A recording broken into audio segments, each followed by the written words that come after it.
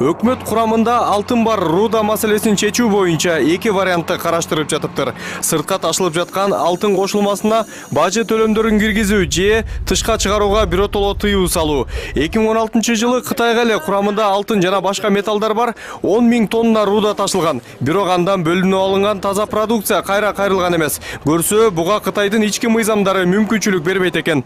Все золотодобывающие компании переориентируются на государства-члены. Это Казахстан и Россия. Ошондуктан көпчүлүк алтын казуучу компаниялар Евразиялык экономикалык биримдиктеги Орусия менен Казакстанга алып барууну караштырып жатышат. Экинчи вариант бул бажы төлөмдөрүн киргизүү. Бирок бул жерде дагы ИАЭПтин шарттары боюнча аталган өлкөлөрдө иштетилсе бажы төлөмүн киргизүүгө тыюу салынат. Ошон үчүн ал өлкөлөрдөн алтын кайра артка кайтып келсин деген талап коюп жатабыз. Ал эми атайын фабрика курулгандан кийин тышка ташууга тыюу салабыз.